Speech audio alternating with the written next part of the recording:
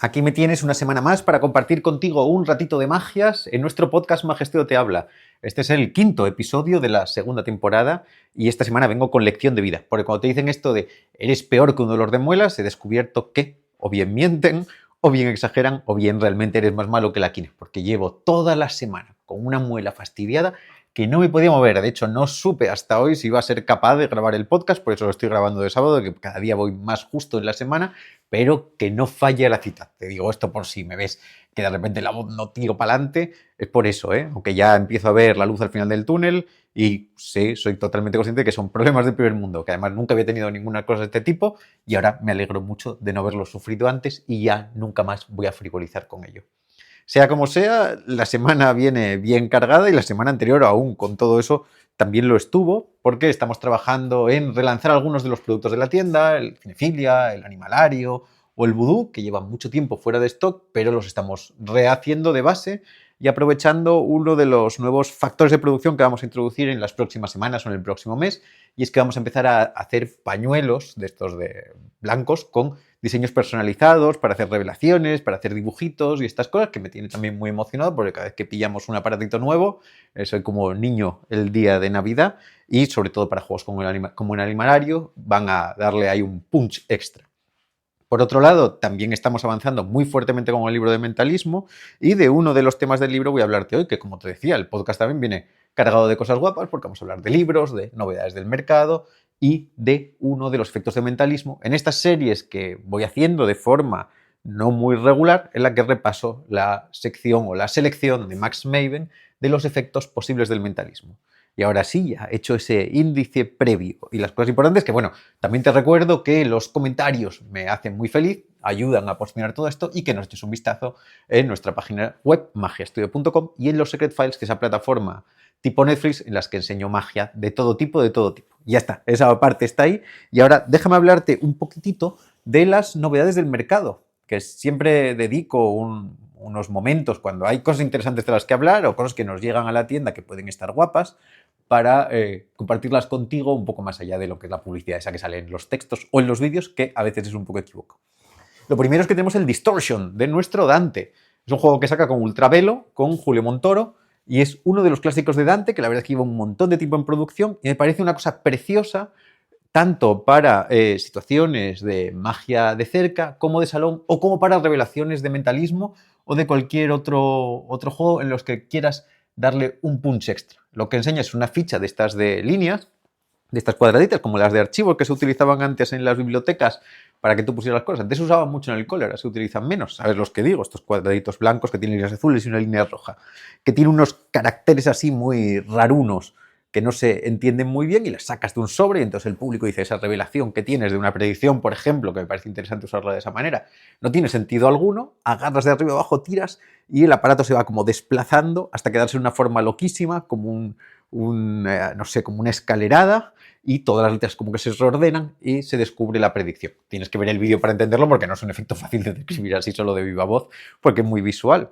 Y luego lo bueno es que lo puedes cambiar por uno que puedes dar a examinar. Sin embargo, no creo que siempre sea necesario darlo a examinar o entregarlo de regalo, porque funciona muy bien, ya te digo, me parece para darle un punch extra a una predicción final, que muchas veces sacamos las predicciones de un sobre, luego voy a hablar un poco de predicciones también, así que ya hablaré de esto más adelante, y se ve la información de golpe y yo creo que en algunos casos viene bien darle un pequeño efectito extra.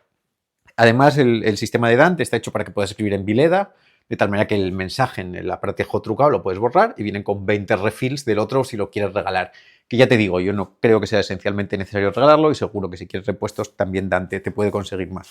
Parece uno de esos juegos preciosos que se pueden utilizar simplemente como un efecto suelto, pero creo que su verdadero valor se encuentra en eso, en retomarlo como un extra para darle un golpe de efecto a un final. Por otro lado tenemos el Spread de Alakazam Movie Edition. El juego ya lo había tenido antes en otra edición que era con monumentos y ciudades del mundo. Es de Ace Magic Studios y Gary Sumter. Es una baraja como de souvenirs, con películas puestas en los cartelinos, y un espectador pues elige 4 películas cara abajo, las que quiera, tiene varias, y de esas 4 elige una, y tú si quieres la puedes adivinar y después lo que haces es coger las cartas y extenderlas en cinta sobre la mesa, la baraja, y forman una imagen de la película. Se parece a estas cosas de spreads que se hacían de barajas, en las que escribías letras un poquito y al extender todas las barajas formaban un mensaje, pero aquí forma un cartel de películas, como que se extendiera así muy divertido. Me parece un sistema de revelación fantástico, es súper apañado, súper visual y además una de las cosas que me interesa mucho y que me parece muy buena, que es una de las cosas que la gente me pregunta un montón, algunos no le damos mucha importancia, pero a otra gente le da una barbaridad, y es que el juego se puede repetir. Quiero decir, esto es una cosa también importante de los juegos. Cuando hablamos de repetir o no repetir un juego, para algunos nos da igual, porque como lo vamos a hacer en sesión, pues bueno, que no se pueda repetir está bien. Ninguno de los juegos que hacemos se suele repetir porque nuestro público cambia. Sin embargo, para mucha gente que actúan para el mismo público, aunque no siempre hay más circunstancias, que tienes alguna cena con la familia hoy, una cena con amigos si hay familia la semana que viene, y si quiero hacer el juego, no quiero que digan, ostras, pues siempre sale la misma película. En este caso, lo bueno es que hay 4 salidas posibles y además no las tienes que elegir previamente.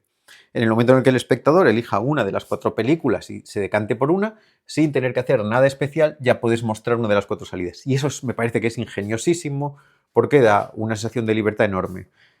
Otra de las cosas buenas es que la elección de las películas no depende tanto del idioma. Porque me está fastidiando ahora que estoy viendo algunos productos en Penguin que me gustan, pero claro, tienen mucho texto, ese texto está en inglés y no se traduce fácil y no es tan fácil adaptarlo. En este caso las películas son, si no me equivoco, It, El Joker, Titanic y Tiburón, que siempre es la que es más porque es Jaws, pero bueno, cuando extiende se ve la boca del tiburón y eso queda clarísimo. Ya te digo, el de los monumentos me había gustado mucho, había desaparecido y de repente este de las películas me encanta. Como ya lo digo siempre, los juegos con películas me vuelven loquísimo y me parecía divertido volver a tenerlo. Estoy muy contento con encontrarlo. Y también, por otro lado, porque podría hablarte de muchas más cosas, porque tenemos las Sponge for Parlor de Smyfer, que es un set fantástico de bolas de esponja, con un montón de juegos y un montón de material trucado, pero ya te hablaré de él en otro momento. También te quería contar otra cosa, que es el Space Cube de Terry Chow y TCC. A mí la cosa de los cubos de Rubik me sorprende un montón, porque aunque no nos escapemos muchísimo de los efectos básicos, ¿no? Siempre tenemos las secuencias en las que lo que hablamos es de las fases clásicas, que son las de la coincidencia entre los dos cubos, que es el efecto fundamental, y la reordenación mágica. Y dentro de eso pues hay un montón de métodos. Nosotros tenemos el curso que está en los Secret Files con cubos normales, que explica todas las secuencias, y hay un material trucado por ahí de todo tipo. ¿Qué es lo que hace que sea para mí un poco especial este sistema del Terry Chow? Pues es el material que viene incluido, que creo que para el precio que tiene, no me acuerdo cuánto es, pero no es barato, ¿eh? Estas cosas de cubos de Rubik nunca se caracterizan por ser baratísimas. Son 165, depende de dónde lo pilles, serán un poco más o un poco menos. Todo esto que te estoy diciendo, como siempre que intento que sean en estos apartados, lo puedes comprar tanto en Magia Studio como en cualquiera que sea tu tienda de confianza.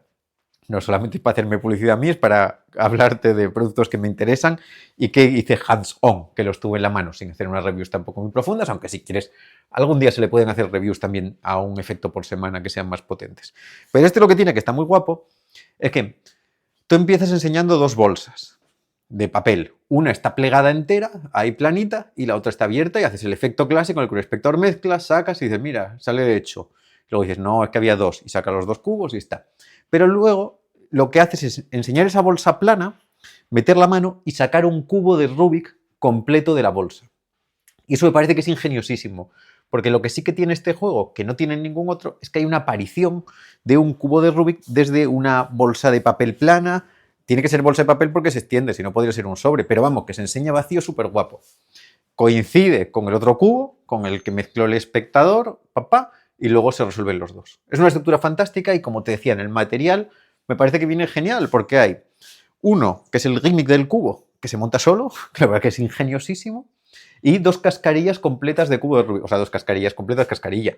Quiero decir, sin tapa, pero cascarilla normal de cubo de Rubik, que tiene una calidad muy buena y viene con muy buenas pegatinas. Y al final, teniendo en cuenta que y 2 cubos de Rubik, por supuesto normales, que tenemos un set que está muy apañado. Con las 2 cascarillas ya se podría hacer un montón de cosas, con esa aparición ya se puede hacer otra, y eso sí, en nuestra tienda, porque no se lo puede hacer en otras tiendas, también te viene incluido todo el curso mío de cubos de Rubik para que pudieras hacerlo con todo esto. Y los cubos de Rubik, además, que esto es otra cosa que también es importante, los 2 normales que vienen no están trucados, de tal manera que los podrías cambiar por cualquier otra marca o por modelo de cubo de Rubik que a ti te guste, e incluso compatibilizarlo con otros juegos de escuelas de Rubik. Son lanzamientos muy guapos esta semana, tenemos más cosas ahí por salir y que nos tienen que llegar, pero son las 3 recomendaciones que te doy hoy para que tengas algunas cosas que bichear.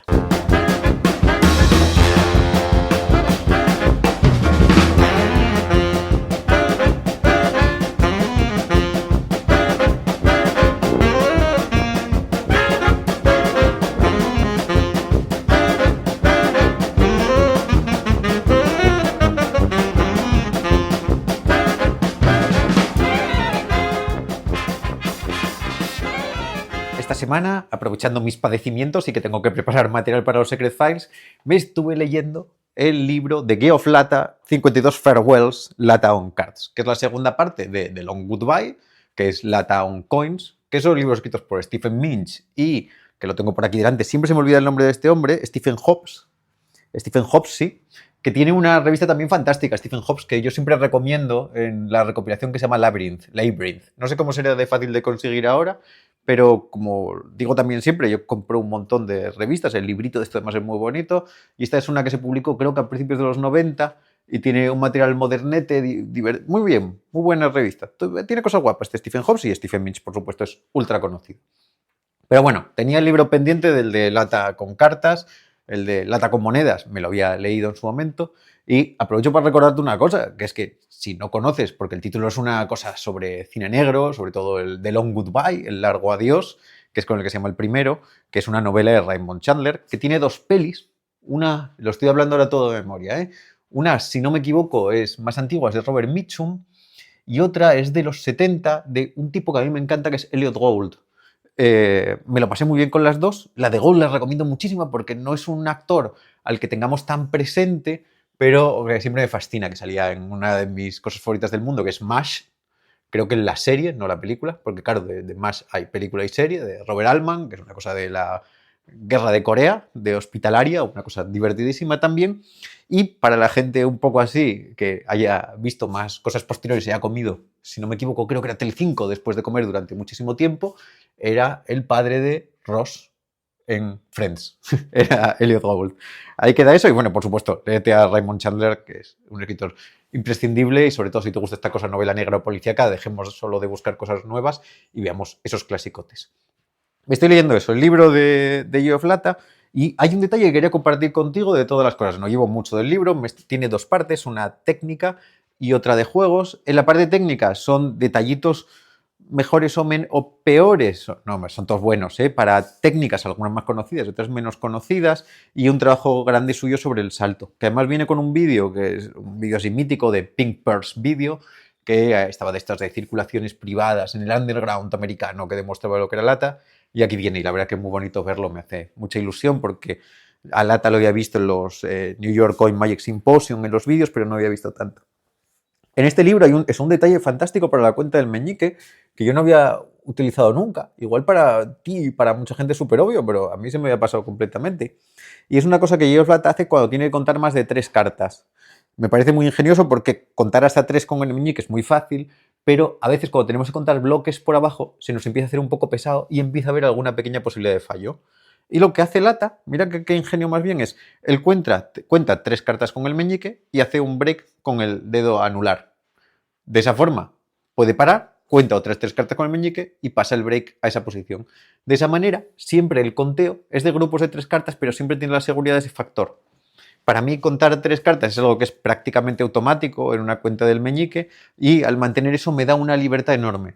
Lo bueno es que esto que parece que tiene mucho mamoneo no tiene tanto, porque si lo haces bien, el meñique no tiene que recolocarse. Simplemente lo vas haciendo y va el dedo anular va acompañando y cogiendo las separaciones. Latta dice que me parece que como hasta 15 cartas o algo así no tiene que reposicionar el meñique.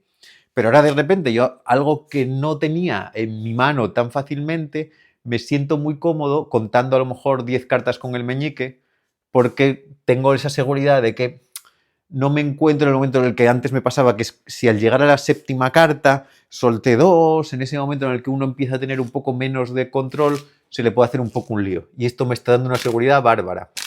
Me lo estoy pasando también muy bien, estoy dando los detalles del salto y algunos de los detalles técnicos. No es fácil el libro, es durete, también te lo digo. Bueno, de alguna forma que también el de las monedas tampoco es un libro fácil.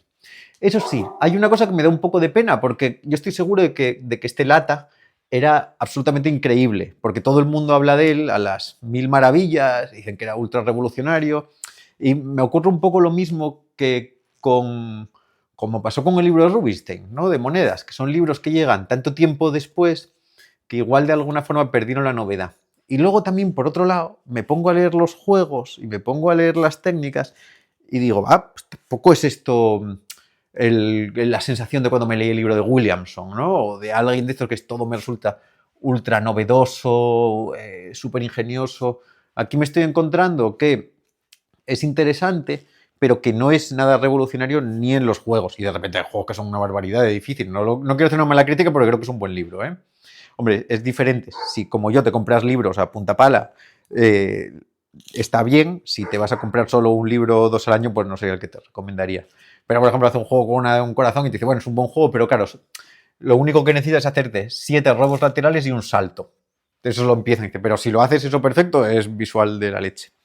Y me hace eso dudar. Por cierto, tiene una muy buena explicación del pintaje con el empalme de abajo, que está muy bien, que es una técnica siempre que se hace difícil que quede limpia del todo y tiene algún detallito guapo. Lo que quería decir de todos modos de este libro es que me sorprende eso, la sensación a veces que tengo con algunos textos de no encontrarme tan maravillado como esperaba, pero saber que de alguna forma tendría que hacerlo. Y luego me digo, joder, pero si lo escribió también este Minch y el Stephen Hobbes, que escriben muy bien, no es una cosa tampoco solo de la escritura, pero igual sí que en cierta medida lo puede ser, porque en algunos libros que igual el material no es tan revolucionario o nada, el escritor sabe poner la punta del lápiz clavada en el lado del papel en el que está el detalle que hizo que la gente se maravillara en su momento, ¿no? De alguna forma dices, oye, este juego no es así, pero si me explicas, si lo entiendo, puede que lo disfrute más. Y lo reflexiono también en mi forma de escribir y en estas cosas, que es el ser más capaz de transmitir un poco mejor cuáles son los puntos importantes de los juegos. Y con ello no quiero hacer otra cosa que a la vez reflexiono, que es quitarme responsabilidad como lector, porque la responsabilidad es mía, ¿no? Este tipo hizo ese material y es responsabilidad mía. Y mi trabajo, no solo el del escritor, aunque el del escritor tiene la responsabilidad previa, el saber, pulir, observar y dedicar, como hablábamos la semana pasada, el tiempo que se dedicó al Seven Card Monty, que me alegro un montón de que haya funcionado muy bien ese podcast y que haya gustado mucho. Si hay algún efecto, aprovecho para decirlo, que te gustaría que analizara en este mismo sistema, lo hago porque es una cosa a la que le dedico mucho tiempo. De todos modos, tengo algunas cosas guapas de lata, estoy trabajando en algunos juegos para los Secret Files saliendo del libro. Por cierto, en ese sentido, lo que hago con los juegos es no los explico nunca directamente, que para eso están los libros originales de sus autores, solo los paso a los Secret Files en el momento en el que yo creo que tengo algo que les pueda aportar alguna diferencia, alguna explicación o algún detalle, para que no sea simplemente un copy-paste de un juego de otro, que eso no me sentiría yo legitimado para hacerlo. Por eso también descarto mucho material que, estando perfecto, simplemente yo no tengo nada que decir sobre ello y lo lógico será que el que lo quiera estudiar se pase la fuente original. Así que ahí queda dicho eso. En cualquier caso, esa cosa, ¿qué pelea tenemos a veces con lo de los libros? Con entenderlos o no entenderlos. Y yo me enfrento mucho a mí mismo cuando un libro no me está gustando tanto como debería. Me pide el cuerpo en un primer momento decir que simplemente es que el libro no es tan bueno, pero en un segundo momento decirme a mí mismo cuál es mi capacidad, mi necesidad como lector. Lo que estoy haciendo con el libro de lata es abandonar un poco esa preocupación, leer otra vez el libro en un ritmo mucho más bajo, sentarme, dedicarle el ratito a cada una de las técnicas y poco a poco empezar a apreciar ahora sí, de otra manera, qué es lo que hace que el libro sea interesante. Ojo, luego hay libros despropósitos, porque todo lo interesante de alguien se puede haber quedado fuera del texto, ¿eh? Que en este caso, viendo un poco los vídeos y entendiéndolo, pues bueno, entendiendo también el contexto de la época y esas cosas, se le saca partido. 2 libros recomendables, el Lata on Coins y Lata on Cards, el on Coins mucho, los dos en realidad son buenos libros que hay que leer, pero bueno, ahí queda esa reflexión sobre este libro y el detalle de la cuenta del Meñique, que no lo olvides, que eso es buenísimo.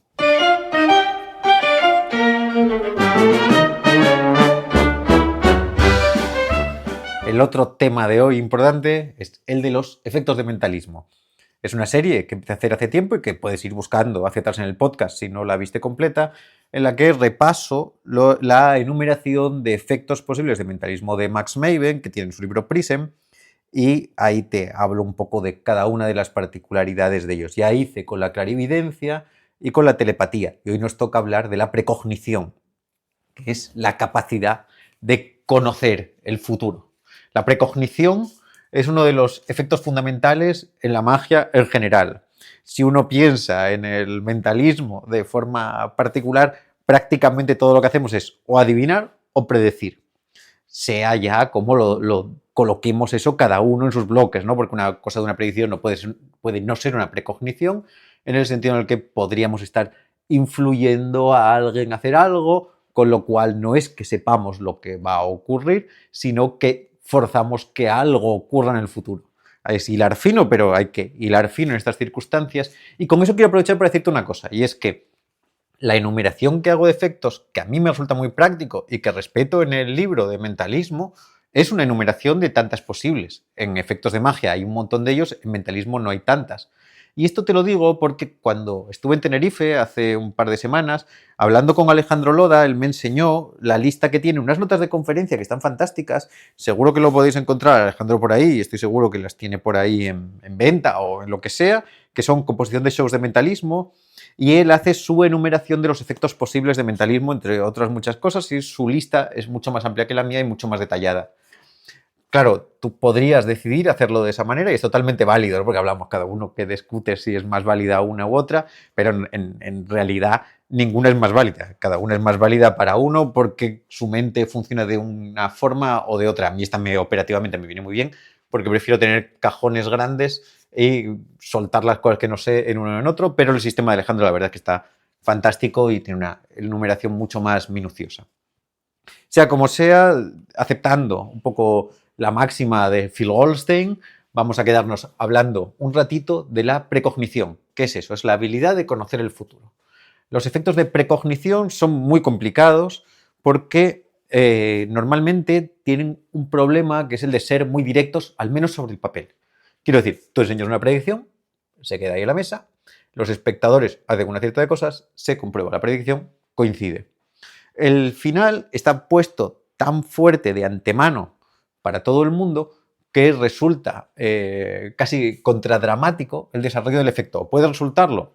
Quiero decir, porque nosotros estamos planteando eso de tal manera que la sensación de libertad de los espectadores es menor y no hay como este conflicto del suspenso y la sorpresa, porque se da un poco ya el todo hecho. Es difícil pensar que el mago vaya a fallar o el mentalista vaya a fallar en este caso.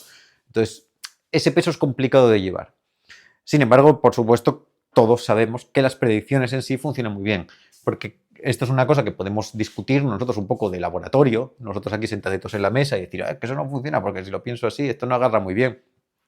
Tal cual como discutimos la misma historia de siempre de si el binomio ese de adivinación-predicción no tiene sentido y es malísimo, que yo defiendo hasta la muerte porque creo en la inmediatez del ritmo escénico, pero eso ya lo dije muchas veces, si queréis se puede discutir en otro momento más a fondo, aceptando un poco que sí, que es verdad que si yo saco una predicción, como hago directamente, por ejemplo, en el juego de la bolsa, que es mi juego de apertura, o en otro mucho número de cosas que me lo estoy diciendo, en otra gran cantidad de efectos, sí es verdad que hay algunas estrategias que pueden generar un poco más de comodidad a la hora de estructurarlo, que nos dan un poco más de seguridad, que al final es lo que le pedimos a esto, sabiendo que todo puede funcionar bien para público y que además la sensibilidad del momento nos va a indicar qué cosas tenemos que modificar o no. Y es parte también del artículo, uno de los artículos que tengo en el libro de mentalismo. Una de las cosas para mí importantes de las predicciones, porque esto en el libro lo hablo en el capítulo de los sobres, es entender los formatos y la distribución de la predicción. Porque normalmente los efectos de este tipo se plantean de esa manera. Enseño que tengo una predicción y se hace una serie de cosas. El problema muchas veces es esa conexión entre método y efecto que hace que los espectadores no sientan esa fuerza. Lo que podemos hacer es jugar con el momento y la intensidad de la presentación de la predicción. Quiero decir, podemos jugárnosla muy fuerte a esa apuesta en la que la sensación es que los espectadores están jugando con el azar de forma salvaje porque no hay manera de que eso encaje con la predicción, sea como sea, y está. Eso funciona bien si se pone con fuerza desde el principio. O bien que intenten rebatirla, ¿no? Que digas, tú tengo esto lo que vas a hacer y tú puedes pelearte lo que quieras, que aún se va a conseguir. Se genera un cierto reto que puede ser divertido y que nosotros podemos modular a un reto amable, un reto más violento o lo que sea. también, simplemente sin cambiar demasiado la estructura de todo esto, tenemos diferentes formas de lanzar la predicción a la mesa. Una es hacerlo de forma muy manifiesta al principio, que es lo que decía, ¿no? Simplemente yo empiezo y enseño, tengo aquí la predicción. Y estamos. Otra es empezar la charla del juego y en un momento dado del principio, sin darle demasiada importancia, sacar, señalar que tengo aquí un sobre con algo y dejarlo ahí puesto en la mesa y que no se convierta en la información principal. Porque esto es otra cosa que es relevante en los juegos de magia, y es que como hay tanta información siempre pasando, hay mucha que podemos dar, que puede estar, pero que puede no convertirse en el foco de la atención total, aunque se sepa que está ahí. Que es que parece una tontería, pero nosotros lo pensamos porque dices, ya que saco esto, todo el mundo lo sabe. Sí, lo saben, pero no están empezando, o nosotros hacemos todo lo posible porque no estén empezando a construir todo su pensamiento a partir de la predicción. Como siempre, todo esto habrá espectadores que lo hagan de una forma y otros que lo hagan de otra. El momento en el que se saca la predicción y la intensidad con la que se saca la predicción y la fuerza que se le da es clave también para modular ese tipo de cosas. Hay otra cosa que también es muy interesante y es que se puede sacar una predicción sin nombrar que es una predicción, que es otra herramienta que se utiliza un montón de veces, que es simplemente sacas el sobre, lo dejas puesto, estamos hablando ahora de sobres, pero luego te hablaré de que no todo tienen que ser sobres, lo dejas en la mesa, le das así un toquecito y pasas de él. Pero todo el mundo tiene que ver que se sacó ese sobre y se dejó ahí. Es una cosa misteriosa a la que no se le dio mucha importancia, pero parece que es de la distribución de los elementos del efecto. Así al final se puede, cuando se haya hecho todo, que no se está dirigiendo a un efecto todavía en concreto, se puede decir, acordaos que al principio dejé un sobre en la mesa que queda ahí bien visto, que está ahí pam, ahí está la predicción y está, ¡tum! Y tenemos ahí una forma de coger la predicción sin haberle dado esa forma llamativa. Y otra también muy interesante son las predicciones sorpresa, que son las predicciones que estaban, pero no se las esperaba. Estas son complicadas de traer porque el público lo que no puede es pensar que tienes 30.000 sobres guardados en bolsillos distintos. Pero si pensamos un ejemplo que se me venga a la cabeza bien gráfico de ello, está la predicción de la camiseta de Juan Esteban Varela, que es el shuffleboard que hace Joaquín Matas siempre. En el que tú haces todo el asunto y él se desabotona la camisa y se ve la primera línea, se ven todas y luego en la espalda pone el resto. Esa predicción no se esperaba desde el principio. Nadie había dicho que había una predicción, pero en cuanto se empieza a desvelar, además por la cadena de la predicción, tú no vas a tener eso en 30.000 sitios distintos, con las infinitas variables, es tan llamativa que parece única y funciona muy fuerte. Otra que está muy bien, que funciona también en ese término, es la que se hace con un globo, que tiene dentro un cachito de globo, que en realidad luego lo vas a cambiar por el papel que tiene la predicción, o que podría ser simplemente un globo con el papel, y es el público se va tirando el globo y oyen que hay algo dentro. Al final del todo, cuando te lo devuelve el último, agitas y dices, mira, observa que tenías algo dentro del globo y lo pinchas y dentro está el papel con la predicción. Y todas las formas que podamos estructurar también ese sistema en el que la predicción pueda llegar de una forma más sorprendente o más única, también van a cambiar el peso del efecto a otro lugar distinto. Y un poco también, otra de las cosas de las que te quiero hablar es el formato propio de la predicción. Como esto lo hago desde el capítulo de sobres del libro en el que hablo de los sobres trucados, de algunas de las cosas, y la verdad que efectos muy guapos, no todos de predicción, la verdad, porque se habla del Fourth Dimensional Telepathy y de una duplicación de dibujo, entre otras cosas diferentes. Generalmente el mentalista tiende a sacar sobres, que un día hablaré también del mentalista de papelería, de esa cosa de que los mentalistas parece que lo que hacemos es que compramos todo en el Carlin de la esquina, a veces puede funcionar bien y otras veces puede funcionar peor, hay gente a la que le queda fantástico, gente que queda peor, y yo creo que eso también es algo que uno tiene que pensar cómo hacer que le funcione bien si quiere llevar esa línea. Siempre se saca el sobre, la predicción tiende a esa estaticidad, pero hay muchísimas formas diferentes de plantear una predicción de formas atractivas en elementos que se salgan de lo corriente. Y esos elementos salen de lo corriente muchas veces cambian el tono del efecto. Porque hay que pensar, otra vez vuelvo a una de las máximas siempre que hablo de magia, y es la cantidad de información que reciben los espectadores. Y en ese batiburrillo de información nosotros ponemos peso en unas cosas y otras, lo que hace que no tengamos necesariamente que eliminar la parte que nos molesta de algo, simplemente puede no ser tan llamativa y poner nosotros el peso en otro sitio. Como te digo, bueno, igual estás oyendo a Cooper ladrar fuera, que está por ahí porque está pasando un coche, lo digo para que sepas que esto, no vivo en una cámara estática, igual ni se le oye, pero yo creo que sí, pues se le oye siempre. Como te decías, pensar en diferentes objetos en los que incluir una predicción es fantástico. Lo del globo que te digo con el papel dentro es genial. Un muñeco, un barco, una botella con un papel dentro, otro sistema obvio. Una de las cosas que me gusta a mí es hacer, sobre todo cuando hacía asesorías, listas de lugares en los que se puede introducir una predicción de forma estética. y que tenga una gracia especial. Por supuesto, luego tienen que ser coherentes con el efecto, que parezcan que sean necesarios para la trama, no es como de repente que te sacas ahí un triplazo y eso no tenga sentido, que puede ser que la predicción ya esté incluida previamente en el objeto en el que se ha utilizado para el propio juego. Ahí tienes todo ese mare magnum de cosas en las que pensar, pero date cuenta de que la predicción en sí, y este es el último punto al que voy, es un juego en sí mismo. El ítem de la revelación de la predicción, el cómo revelamos la predicción, tiene que incluir todo el drama. Porque muchas veces los juegos tienen todo el drama en la parte de desarrollo del juego, pero la predicción es de repente, toma, y aquí tenía un papel en el que estaba escrito esto. No. Ahí la predicción tiene que tener suspense, sorpresa, emoción, todo en ese último bloquecito. Y pensando en eso, como una última propuesta, que no siempre tiene que ser necesaria, hay predicciones que tienen cierta fantasía y diversión en la revelación, que también lo cambian todo, porque eso también nos permite que estén abiertas desde el principio, que pueda haber algo inexplicable que se resuelva de otra manera, como por ejemplo tener una pizarra grande con un montón de letras escritas en tiza y al pasar un trapo se borran todas menos las que forman la palabra elegida. O el ejemplo del juego del Distortion de Dante, ¿no? Que tú enseñas la predicción no tiene sentido, o incluso podía estar abiertamente desde el principio, como una predicción abierta, como hacía, por ejemplo, creo que Ricardo Rodríguez y su predicción abierta, con una cosa de un papel hace mucho tiempo, una cosa fantástica, que tú lo hagas, la gente no lo entienda y en un momento va y se complete y tenga un pequeño efecto en ello. Por supuesto, siempre es importante que la gente en todas las predicciones sepa que no tienes un mogollón de ellas, que no la pudiste cambiar y todas estas cosas.